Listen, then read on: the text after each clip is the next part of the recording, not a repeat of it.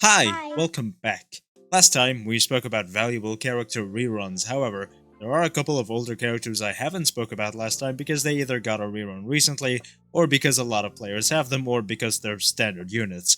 The characters I want to discuss this time were pretty useless in the meta when they first came out, but have seen a resurgence and became a lot better and a lot more valuable than they once were. So basically, instead of a this character fell off list, it's a this character fell up list. Anyways, today we're discussing a bunch of characters that were useless and became a lot better. Before we start, you should like, comment, and subscribe for more content like this in the future. You should join the Express Friend Discord server as well for a very fun community where discussions like this happen all the time. We are less than 50 subscribers away from 2,500, so I'd really appreciate it if you were to subscribe. Now let's get on to it. First off, let's talk about the most obvious one, and definitely the most prominent one. Topaz. When Topaz first came out, people were pretty mad about her seemingly mid-kit, and honestly they were kinda right.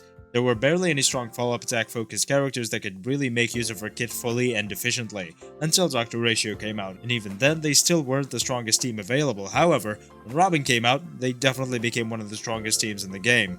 Then finally Fei Xiao came out and now Topaz became what she is today. Right now, Topaz is very obviously the best support for the arguably strongest DPS in the game. The only caveat about Topaz is that she can be easily replaced by Moza and March 7th, but you'd have to get E6 Moza with a 5-star light cone to beat out Topaz's potential. Topaz at E0S1 is an insane upgrade to every Fei Xiao team and it will continue to be for a while. There are barely any opportunities for a character to come out that will outperform Topaz in Fei Xiao teams. I don't expect that to happen until a few patches into 4.x. Topaz will also continue to get even stronger the more follow-up attack DPSs that we get. Compared to how people saw her back when she first came out, she's definitely had an insane glow-up. If you don't have her, you should probably get her. In my opinion, she's on the level of Sunday, as in you should definitely get her if you plan on pulling a certain meta team to make it as strong as possible. Sunday is for Remembers teams, and Topaz is for follow-up teams. The next character is another follow-up attack character, Himeko. Now, we're not going to talk about her first resurgence when Pure Fiction came out, we're going to talk about the second one. In the 2.5 MOC cycle, there was a little fun mechanic called Exo Toughness, and a fun little boss that worked very well with this fun little mechanic called the Past, the Present, and Eternal Show. It was a mix of 3 elites all with fire weakness, and in 2.7, in around 15 days or so, a fun little character called Fugue is coming out, who gives all enemies an Exo Toughness, just like the 2.5 MOC. When Fugue comes out, she's going to single-handedly make Himeko pretty goddamn viable in the MOC when there are fire-weak enemies, which means Himeko just got a lot better. This team build has a complication though, whether you should build Himeko with speed and break effect, or crit stats like you usually would, but I'm going to test that out as soon as I get my Fugue.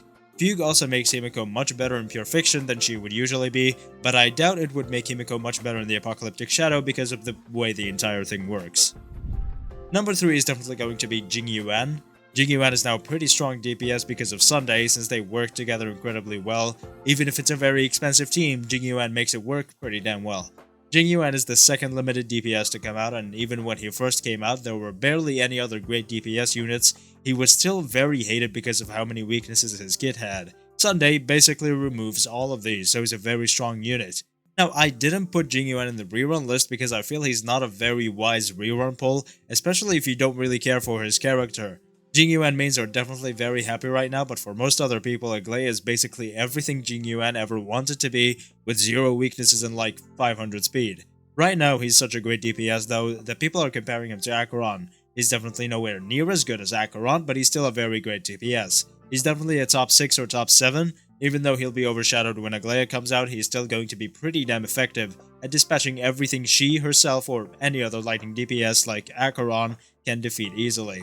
He's definitely a lot better than he once was, especially because we were once comparing him to Blade, who's possibly never ever going to make it on a list like this one, ever. Next character I want to mention is a 4-star for sure, but they're still going to be pretty damn powerful and useful, especially when 3.0 drops. Now, 4-star Tingyun always was a very great character who basically everybody used, but recently the more meta teams had basically 0 use for her, so she dropped off in the meta as a result. However, Remembrance units all seem like they're going to have a pretty high energy demand. Obviously, Sunday is the character that is the counter to that because he restores energy with his ult, and so does Huohuo. However, Tingyun is going to see a lot of usage in these teams because of the insane energy and pretty damn good buff she provides as well.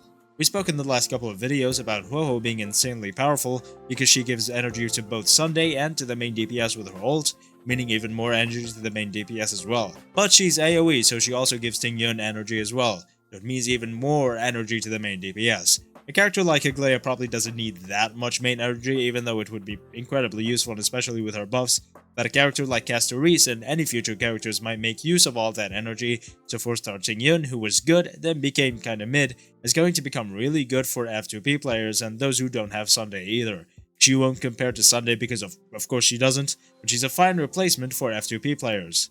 That's it. Let me know if you think any other characters became or are going to become better soon. Thank you for watching, like, comment, and subscribe for more content like this in the future.